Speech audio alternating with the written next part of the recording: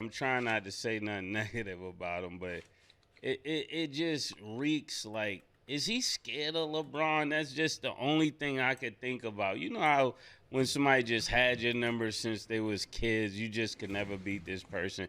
And he did beat him with Golden State, but I don't remember no other time of him beating LeBron. This is not what Melo would have done. Melo would have paused, ran through LeBron. Melo is the only one that get up for LeBron. Pause.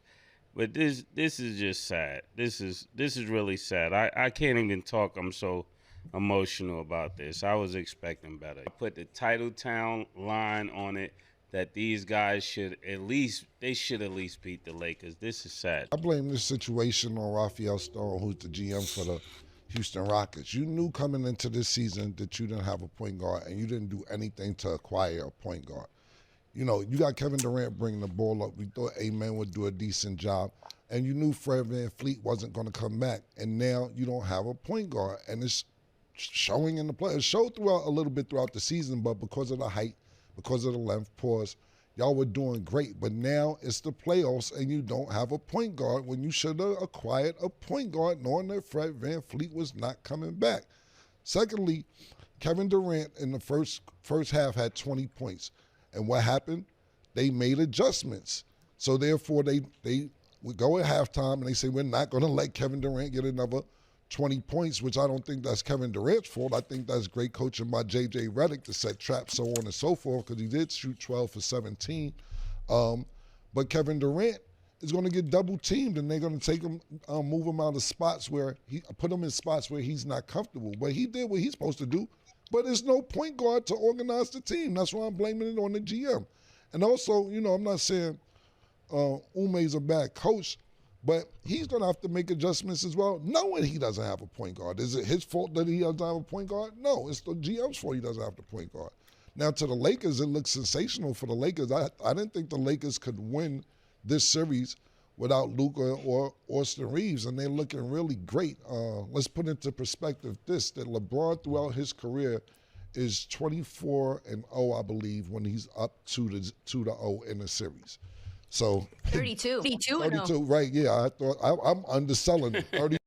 All right, Lakers land, we back, and we got Mase and Cam on it. It is what it is podcast talking about the Lakers, KD versus LeBron, and the Houston Rockets, how they coming up short so far in this first round. Now, you know, the KD versus LeBron conversation, you know, I'm seeing Mase talk from an emotional standpoint. I see Cameron talking from a more analytical standpoint. Both of those guys know they basketball, so I'm not going to try to play either one of them out of position. But the KD versus Braun conversation, not just in the basketball community, to me, it's starting to get a little bit disrespectful. And I ain't even talking about the fans.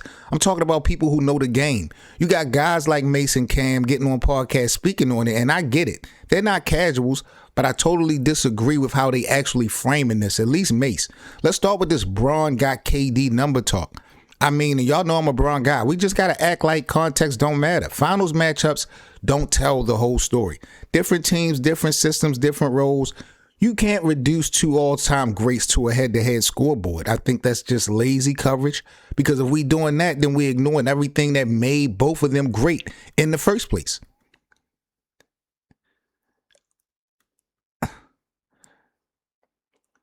And to Cameron's point, talking about the Rockets not having a point guard, I mean, the Lakers having no chance without Luka and Austin Reeves.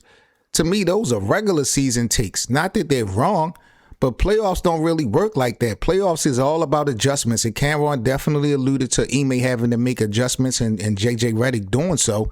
That's one of the reasons why the Lakers are up 2-0. But this thing is game to game, quarter to quarter. You can look one way in game one and completely flip the series by game three. So to already count a team out, in my opinion, that's telling me that you react and not analyzing. And here's the biggest issue with all of this. We're starting to disrespect greatness, trying to simplify it. KD is KD. LeBron is LeBron. You got different types of dominance. You feel me? Two different basketball minds, two different impacts on the game. And instead of appreciating that, we're trying to force one narrative to win. Nah, that's not real basketball talk. That's content. And the difference between content and truth, one sounds good. The other actually holds up when you break the game down. That's the difference. I'm Savin Mitchell. This is Lakers Land, y'all. Y'all let me know what y'all think about Cam and Mase. Their thoughts and opinions on KD and LeBron and the Houston Rockets. Catch y'all on the next video. Peace.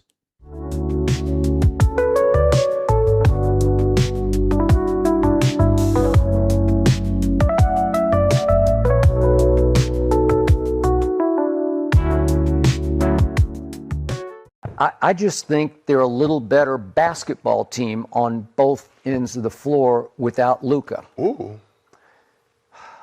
The last time I saw Luka in the lineup was against a really good team on April 2nd at Oklahoma City, and it was 44-21 after the first quarter, and it was 82-51 at halftime. And last night, and obviously in game one, I saw a team with LeBron orchestrating. LeBron has far less ego than Luka does. Wow. Luka has to be the whole show and obviously can be a defensive liability, but Luka is the most inefficient player in the league. He obviously is an offensive scoring genius, but he led the league in shots attempted per game. He led the league in three-point attempts per game. He led the league in free throw attempts per game. And he led the league in turnovers.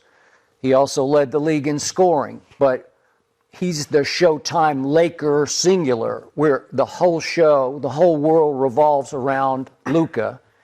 And last night, especially on defense, I saw connection. I saw trust. I saw positivity and momentum on defense that fed the offense. I saw, I don't know, Kevin Durant just drives me crazy. But, you know, they had soft doubles in the first half, and he makes 6 or 7. And then they come with hard doubles in the second half, and he just shrinks like he's never played the game before. And he has a poor handle against doubles, always has had.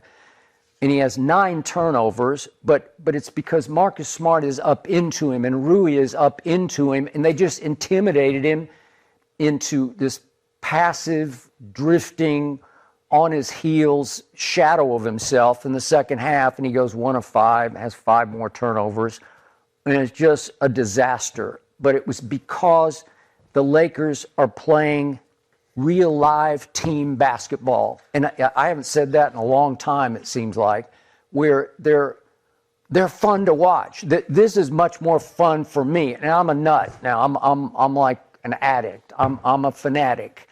I love the game you guys played at the highest level. I'm in love with it, and I love to see it played correctly. And last night it was played correctly, and against a Rockets team with no point guard.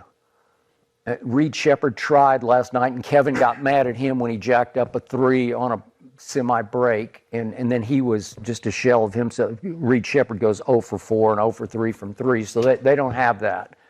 And it just looked like the Lakers were a lot better. And the shock to me is I look at the point spread for Game 3 at Houston, and Vegas is still not buying the Lakers. And I think they're sleeping on this new Lakers team without Luka, because they're saying Rockets are 10-point favorites at home in Game 3. 10? I'll take some. I'm not a bet man, but if I were, I'd jump all over 10. So yeah, that's a good bet. I'll take that one too, Skip. Okay.